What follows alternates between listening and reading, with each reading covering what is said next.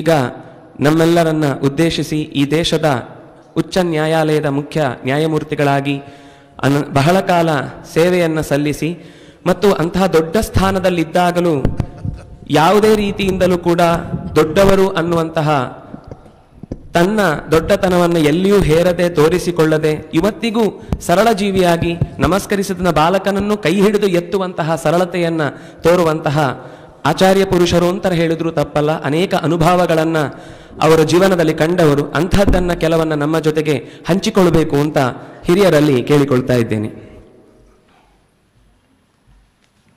ಪೂಜ್ಯ ಬನ್ನಂಜೆ ಅವರೇ, ನನ್ನ ಮಿತ್ರರಾದ ಮಲ್ಲೇಪುರಂ ವೆಂಕಟೇಶ್ ಅವರೇ, ಅತ್ಯಂತ ಸ್ಫೂರ್ತಿಯಿಂದ ನಮ್ಮನ್ನೆಲ್ಲ ಅವರ ಭಾಷಣದಿಂದ ಸ್ಫೂರ್ತಿಗೊಳಿಸಿದ ನಮ್ಮ ಚಕ್ರವರ್ತಿ ಸೂಲಿಬೆಲೆಯವರೇ, ನನ್ನ ಮಿತ್ರರಾದ ಸದಾನಂದ ಮೈನವರೇ, ಎಲ್ಲ ಹಿರಿಯರೇ, ತಾಯಂದಿರೇ, ಅಕ್ಕ ತಂಗಿದಿರೇ, ಈ ನಮ್ಮ ಬನ್ನಂಜಿಯವರ ವಿಚಾರದಲ್ಲಿ ಹೇಳೋದಾದರೆ ಒಂದು ಹಿಂದಿನ ಒಂದು he has the mind of N Aristotle in his frame ಅಂತ.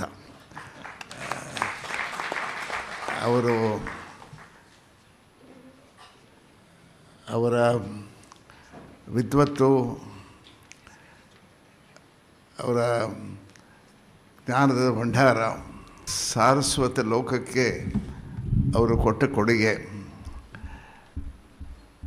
ಇದು ಅತ್ಯಂತ ಅಪೂರ್ವವಾದದ್ದು. His contribution is something everlasting. ಚಕ್ರವರ್ತಿಯವ್ರ ಮಾತು ಕೇಳಿದಾಗ ರೋಮಾಂಚವಾಗಬೇಕಾದ್ದು ಸಹಜವೇ. ಆದರೆ ನನಗೆಲ್ಲೋ ಒಂದು ಕಡೆ ಯಾರೋ ಒಂದು ಮಾತು ಹೇಳಿದ ಜ್ಞಾಪಕ ಬರ್ತಿದೆ.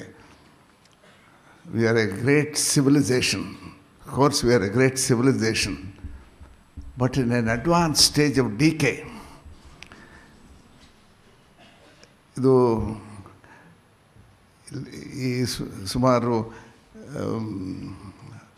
60 ವರ್ಷಗಳ ಕಾಲ ನಾನು ಈ ಕಾನೂನು ವ್ಯವಸ್ಥೆಯಲ್ಲಿ ತೊಡಗಿಸ್ಕೊಂಡಿದ್ದೇನೆ. ವಕೀಲನಾಗಿ, ನ್ಯಾಯಾಧೀಶನಾಗಿ, ಹ್ಯೂಮನ್ ರೈಟ್ಸ್ ಕಮಿಷನಲ್ಲಿದ್ದೆ, ಕಾನ್ಸ್ಟಿಟ್ಯೂಷನ್ ರಿವ್ಯೂ ಕಮಿಷನಲ್ಲಿ ಕೆಲಸ ಮಾಡಿದ್ದೆ. ಈ ಮನುಷ್ಯ ಇಷ್ಟು ಕೆಳಮಟ್ಟಕ್ಕೆ ಹೋಗ್ತಾನೆ ಅನ್ನೋ ಒಂದು ಕಲ್ಪನೆಯೇ ಇಲ್ಲ ನನಗೆ ನನ್ನ ಈ ಅನುಭವಗಳನ್ನ ನೋಡಿದ ಮೇಲೆ. ಈ ಆಲ್ಡಸ್ ಹಕ್ಸ್ಲಿ ಅವ್ರಿಗೂ ಮತ್ತು ರಂಗನಾಥ ಆನಂದರವ್ರಿಗೂ ಒಂದು ಪತ್ರ ವ್ಯವಹಾರದಲ್ಲಿ ಅವರೇ ಪಬ್ಲಿಷ್ ಮಾಡಿದ್ದಾರೆ. ಅವ್ರು ಹೇಳಿದರು, ನೀವು ಇಷ್ಟೊಂದು ದೊಡ್ಡ ಸಂಸ್ಕೃತಿ, ನಾಗರಿಕತೆ ಅಂಥೇಳಿ ನೀವು ಹೇಳ್ತೀರಿ, ನಾವೆಲ್ಲ ನಿಮ್ಮ ಹಿಂದೂ ಸಿವಿಲೈಸೇಷನ್ ಅನ್ನೋದ್ರ ವಿಚಾರದಲ್ಲಿ ದೊಡ್ಡ ಗೌರವ ಇಟ್ಕೊಂಡಿದ್ದೇವೆ. ಆದರೆ 2 ಉದಾಹರಣೆ ಕೊಟ್ಟರು. 40ನೇ ದಶಕದಲ್ಲಿ, ಹೋದ ಶತಮಾನದ 40ನೇ ದಶಕದಲ್ಲಿ one of the indices of human development ಅಂದರೆ ಮೆಟರ್ನಲ್ ಮಾರ್ಟಾಲಿಟಿ ಅಂತ. ಎಷ್ಟು ಜನ ಹೆಣ್ಣುಮಕ್ಕಳು ಪ್ರಸವ ಕಾಲದಲ್ಲಿ ಪ್ರಾಣ ನೀಗ್ತಾರೆ. ಕಂಪ್ಯಾರಿಟಿವ್ ಸ್ಟಡೀಸ್ ನೋಡಿ ಅವ್ರು ಹೇಳಿದರು, 40ನೇ ಶತಮಾನದಲ್ಲಿ ಬೋರ್ ಕಮಿಟಿ ಅಂತ ಒಂದು ಸ್ಟಡಿ ಮಾಡಿ ಸ್ಟ್ಯಾಟಿಸ್ಟಿಕ್ಸ್ ಕೊಟ್ಟಿದ್ದಾರೆ. 2,000 ಜನ.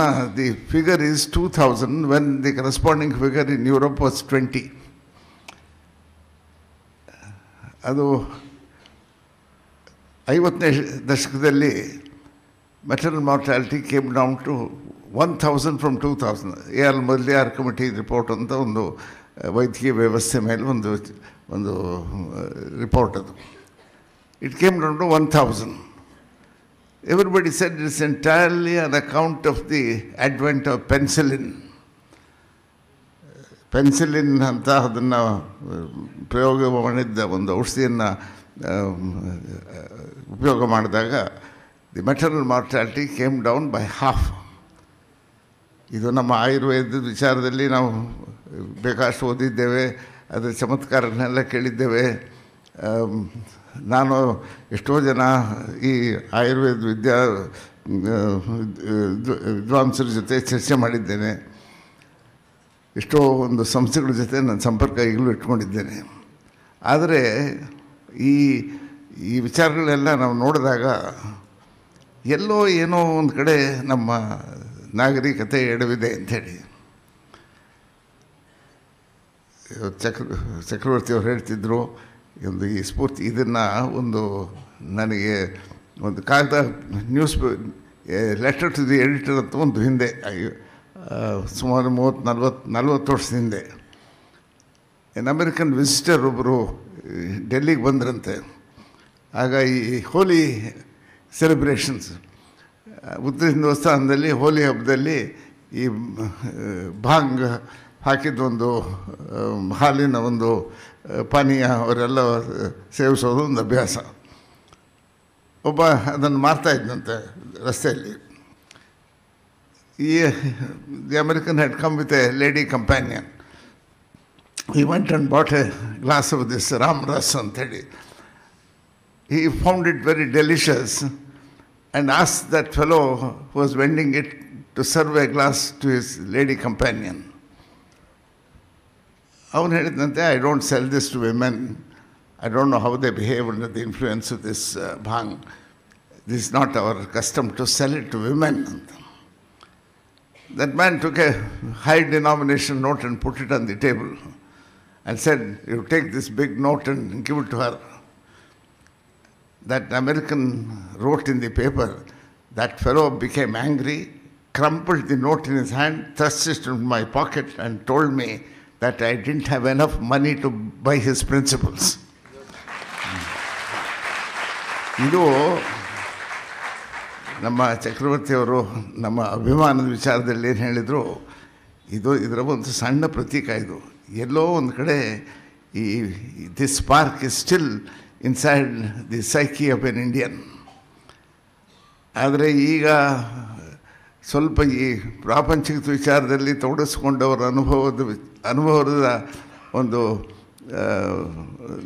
ಅನುಭವದ ಮೇಲೆ ಮಾತಾಡೋ ಹಾಗಿದ್ದರೆ ಎಲ್ಲೋ ಟೊಳ್ಳು ಕಾಣುತ್ತೆ.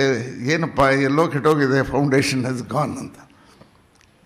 The restoration of this foundation itself can happen only through people like Bannanje and the younger generation of Mr. Chakravarti. ಇದು ಅನುಭವ ಸಾಧ್ಯವಾದದ್ದೇ. ಬರೀ ಭಾಷಣದಲ್ಲಿ ಮತ್ತು ನಾವು ಬಹಳ ಇನ್ಸ್ಪೈರಿಂಗ್ ಮೋಟಿವೇಶನ್ ಟಾಕ್ಸ್ ಎಲ್ಲ ನಾವು ನೋಡಿದ್ದೇವೆ. ನಮ್ಮ ವ್ಯವಸ್ಥೆಯಲ್ಲಿ ಏನಾಗಿದೆ ಅನ್ನೋದು ಸ್ವಲ್ಪ ಮುಖ್ಯವಾದ ಒಂದು ಅಂಶ. ಎಲ್ಲೋ ನನಗೆ everywhere it looks to me some kind of when young people talk like this, suddenly I feel young. Otherwise I sometimes feel, why should we live at all? Looking at what I have seen, 60,000 cases of torture and inhuman behavior of authority over fellow men. Clothe a man with some authority. You must see how he wields that authority over fellow men. ಇದು ಎಲ್ಲೋ ಒಂದು ಕಡೆ ಈ ಸ್ವಾಭಿಮಾನ ನಮ್ಮ ದೇಶದ, ನಾನು ಭಾರತೀಯ, ನನಗೇನೋ ಒಂದು ನನ್ನ ಸಮಾಜ ವಿಚಾರದಲ್ಲಿ ಒಂದು ಕರ್ತವ್ಯವಿದೆ, ಕಳಕಳಿ, ಅದು ಒಂದು ಜವಾಬ್ದಾರಿ ಇದೆ ಅನ್ನೋದೇ ಕಾಣೋದಿಲ್ಲ ಒಂದೊಂದು ಸತಿ. But when we see the lifes and achievements of great people, ಅದು ನನ್ನ ಅನುಮಾನ ಸರಿ ಇಲ್ಲ ಅನ್ನೋದೇ ಒಂದೊಂದು ಸತಿ ಅನಿಸುತ್ತೆ. ಆದರೆ ತಿರ್ಗಾ the pessimism is dominating my mind after 60 years of seeing doing and being done ಅಂತಲ್ಲ.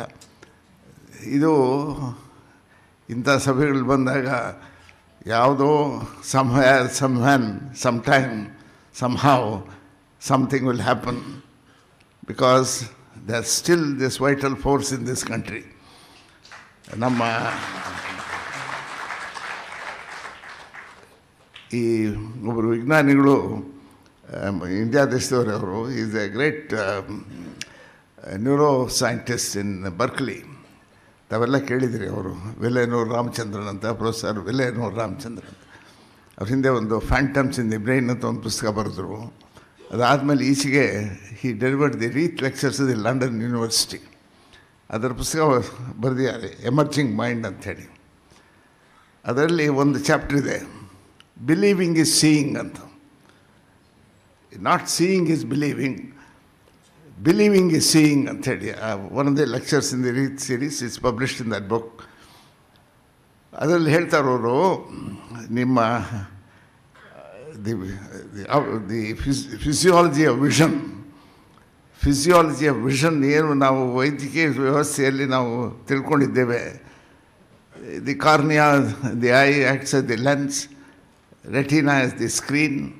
If you see a flower, you see the image of that flower through the lens, the cornea, and the ಪಟಲದ ಮೇಲೆ, retina ಮೇಲೆ ಅದರ picture ಬೀಳುತ್ತೆ. The optic nerve takes that image, that titillation into one of the 37 visual cortices in the back of the brain. And that visual cortex says, this is a flower. He says, this whole thing is wrong.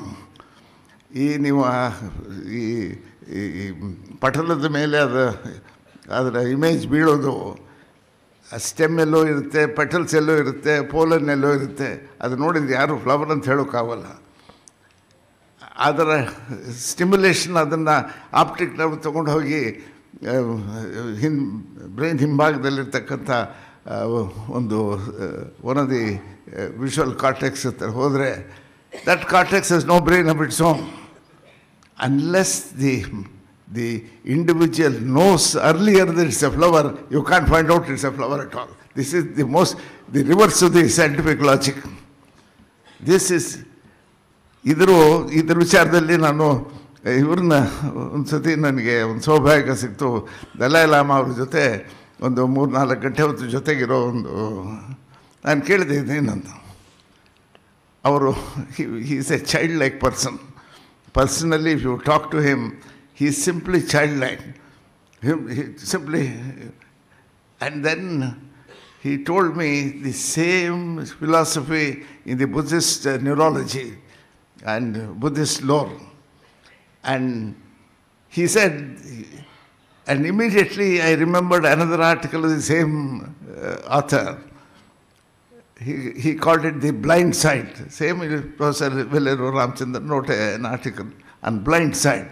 How you can see the external sensual stimulation is unnecessary for your capacity for perception. ಇದು ನಮ್ಮ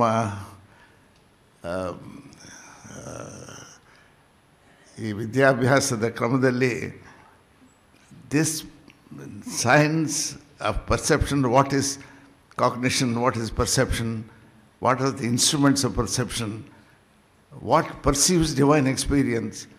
ನಾನು ಅವರೊಬ್ಬರು ನಮ್ಮ ಈ ಒಂದು ಕಾಲದಲ್ಲಿ ನನಗೆ ಈ ಮಿಸ್ಟಿಕ್ಸ್ನ ಹುಡುಕೊಂಡು ಹಿಮಾಲಯದಲ್ಲಿ ಹೋಗೋದು ಒಂದು ಅಭ್ಯಾಸ ನನಗೆ. ಯಾಕೆಂದರೆ ನನಗೊಂದು ಅನುಕೂಲ ಇತ್ತು ಅದರಲ್ಲಿ.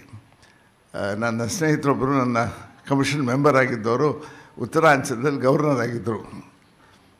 ಅವರು ಇದ್ದಷ್ಟು ವರ್ಷವೂ ಅವರು ನನಗೆ ಅಲ್ಲಿ ಸ್ವಲ್ಪ ಸಹಾಯ ಮಾಡೋರು. ಸ್ವಲ್ಪ ಇವನ್ನೆಲ್ಲ ಹೋಗಿ ನೋಡ್ತಿದ್ದೇವೆ. And it is simply impossible to imagine that perception, cognition are these things which we talk in such elaborate scientific conundrums is simple.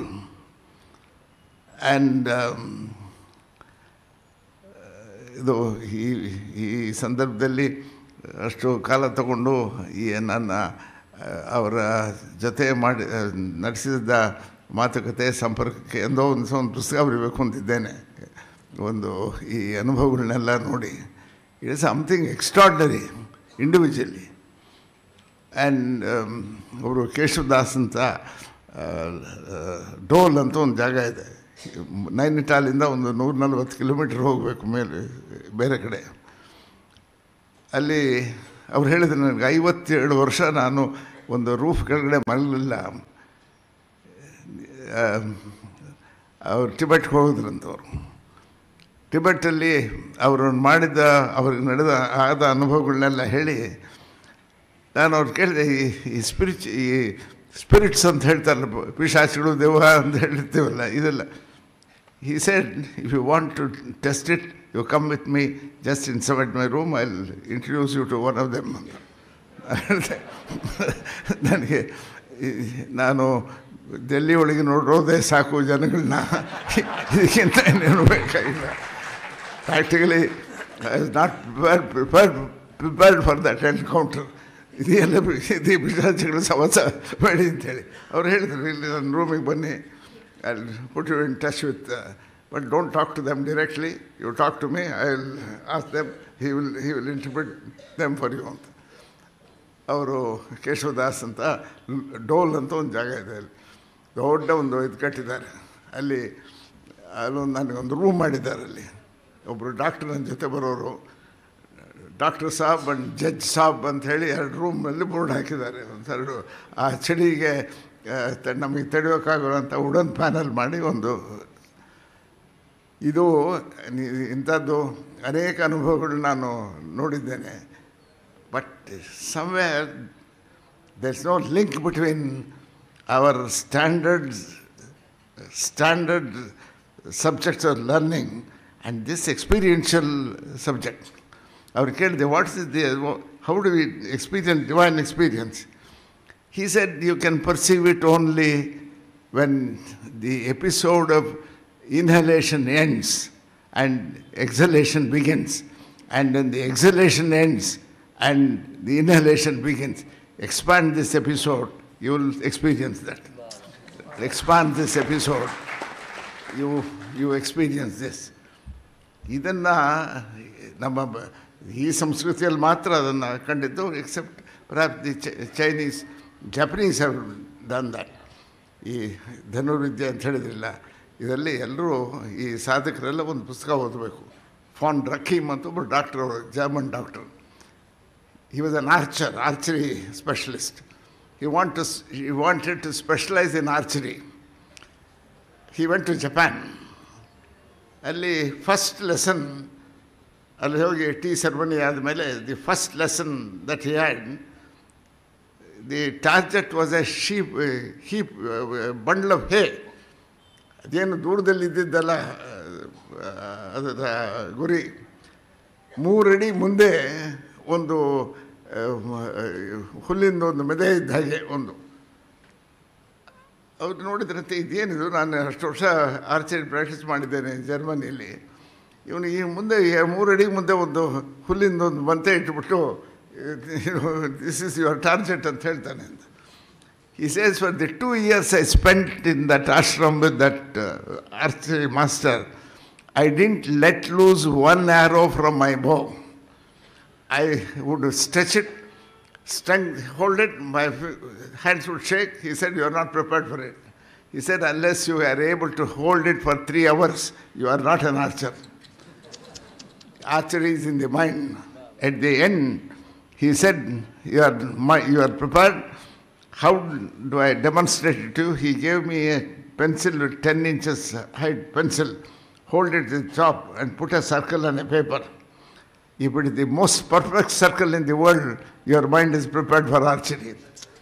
ಇದು ಪುಸ್ತಕ ಇದೆ, ಅದು ಹಾರ ಅಂಥೇಳಿ, ಹಾರ ಅಂದರೆ ಪ್ರಾಣ. ದಿಸ್ ಇಸ್ ನಮ್ಮ ಜಪನೀಸ್ ಹಾರಾಕಿರಿ ಅಂತ ನೋಡಿ, ಹೇಗೆ ಹಾರ ಅಂಥೇಳಿ. That book is called Hara by a doctor by name von Durckheim ಅಂತ. ಇದು this mysterious, the mystical side of our philosophy. ಅವರು ಡಾಕ್ಟರ್ ರಾನಡೆ ಅವರು pathway to God in Marathi literature, Kannada literature ಅಂತೆಲ್ಲ ಮಿಸ್ಟಿಕ್ ಬಂದು. ಬರ್ಟ್ರಾಂಡ್ ರಸೆಲ್ ಅವ್ರನ್ನ ಪುಸ್ತಕ ಬರೆದ್ರು, ಅದು ಎಸ್ಸೇಸ್, ಅದು mysticism and logic and other essays ಅಂತ. ಒಬ್ಬರು western philosopher shed, philosophical endeavor and contemplations are purely a Western phenomenon ಅಂತ. He said, his claim was the philosophical endeavors were purely a Western phenomenon. A professor of Harvard teaching philosophy wrote a foreword to a book on Hindu epistemology written by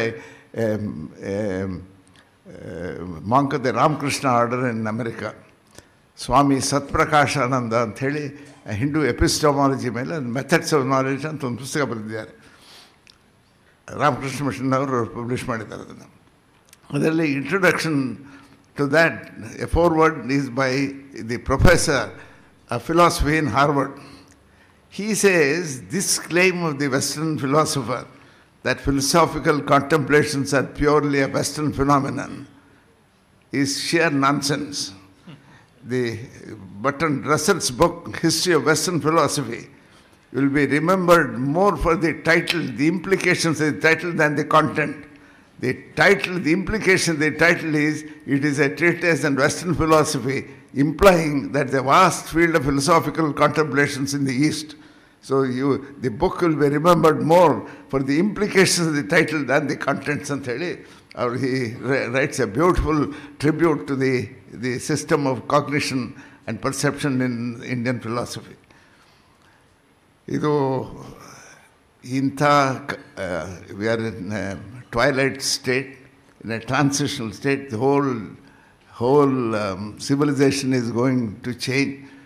Technology and science will change everything. In 5 years, human society will not be the same as the one which we see today.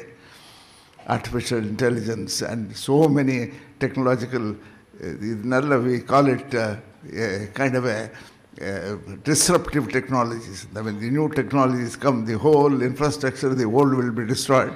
And we'll have to create a new thing. At that time, the state of the mind of the people must be conditioned by spiritualism. For want of a better word, we must call it a spiritual approach to life. Otherwise, we'll not be able to adjust ourselves to the tremendous things. ಈಗ ಚಕ್ರವರ್ತಿ ಅವರು ಹೇಳಿದರು ಅವರ ಭಾಷಣದಲ್ಲಿ, ನಮ್ಮ ಬನ್ನಂಜೆ ಅವರಿಗೆ ದೇವರು ಪೂರ್ಣ ಆಯಸ್ಕೊಡ್ಲಿ, 125 ವರ್ಷ ಅಂಥೇಳಿ. ಹಿಂದೆ ಗಾಂಧಿಯವರ ಬರ್ತ್ಡೇ ಸಮಾರಂಭದಲ್ಲಿ ಮದನ್ ಮೋಹನ್ ಮಾಲ್ವೀಯ ಅವರು ಅವ್ರಿಗೊಂದು ಟೆಲಿಗ್ರಾಮ್ ಕಳಿಸಿದರು, I wish you 100 years of life ಅಂಥೇಳಿ. ಗಾಂಧಿಯವರು immediately sent a telegram back, by one telegram you have taken away 25 years of my life, I want to live 125 years ಅಂತ. ಈಗ ಕುಸ್ವಿಲ್ ಅಂತ ಒಬ್ಬರು software man who earned his billions and went to Harvard to teach. ಅವರೊಂದು ಪುಸ್ತಕ ಬರೆದಿದ್ದಾರೆ on physiology of ageing. ಈಗ physiology of ಏಜಿಂಗಲ್ಲಿ ಅವ್ರು ಹೇಳ್ತಾರೆ, you can add 1 year to your life span every year. You can arrest aging today. Even with the present state of knowledge of human physiology today, you can add 1 year to your life every year. That means you won't age at all. And he says by the end of this century, somehow you managed to live up to the end of this century, you will live forever. And he gives scientific justification for it. But Fantastic Voyage anta ಪುಸ್ತಕದ ಹೆಸರು.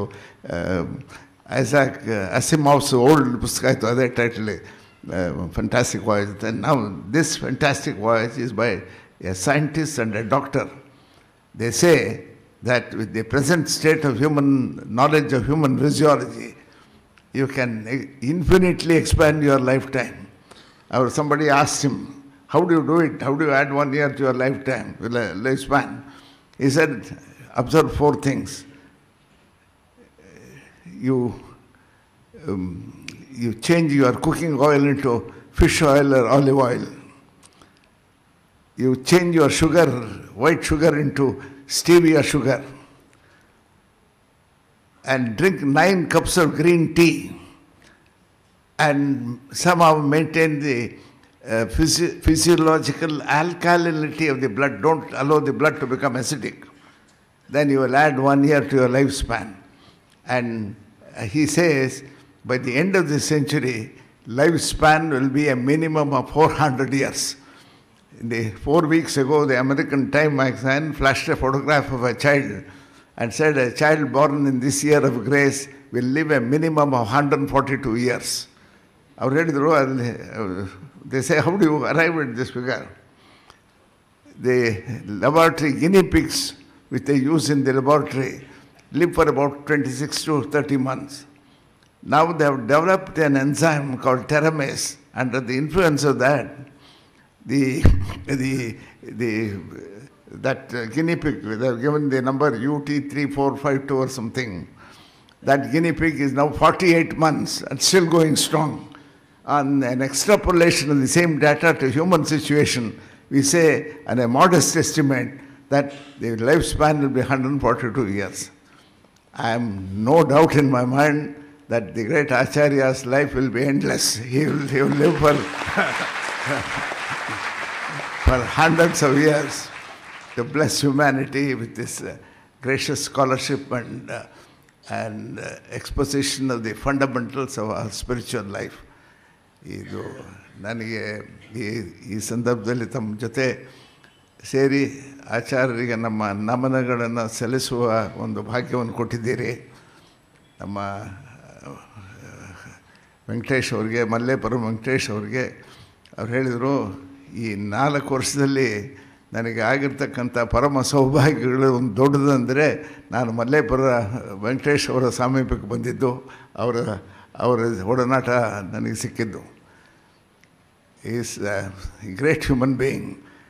His greatness is matched only by one thing, his great humility and a sensitive awareness of the feelings of others.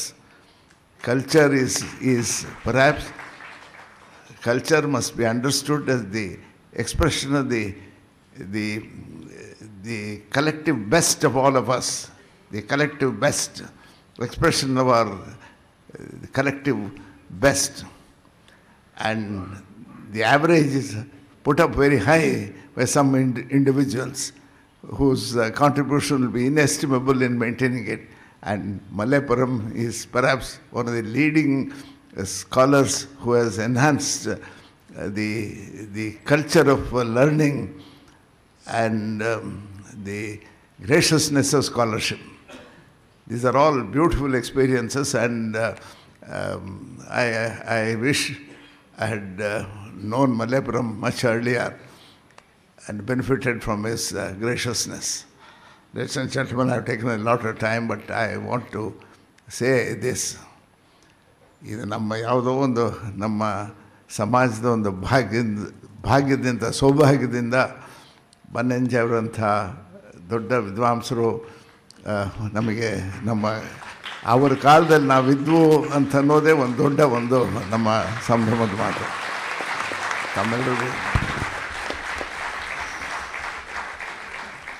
I thank you for your patience and courtesy. ನಮಸ್ಕಾರ.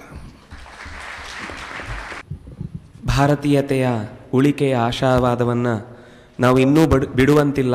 ಅದರ ಹಳೆಯ ಬೇರು ಹೊಸ ಚಿಗುರಿಗೆ ಕಾತರದಿಂದ ಕೂತಿದೆ. ಹಾಗಾಗಿ ಅದೆರಡನ್ನೂ ಜೊತೆಗೂಡಿಸುವಂತಹ ಇಂತಹ ವೇದಿಕೆಗಳು ನಮಗೆ ಸ್ಫೂರ್ತಿಯಾಗಲಿ ಅನ್ನುವ ಮಾತನ್ನು ನಮ್ಮ ಜೊತೆಗೆ ಹಂಚಿಕೊಂಡಂತಹ ಗೌರವಾನ್ವಿತ ಉಚ್ಚ ನ್ಯಾಯಾಲಯದ ನ್ಯಾಯಮೂರ್ತಿಗಳಾದ ಎನ್. ವೆಂಕಟಾಚಲಯವರಿಗೆ ಕೃತಜ್ಞತಾಪೂರ್ವಕವಾದಂತಹ ನಮಸ್ಕಾರಗಳು.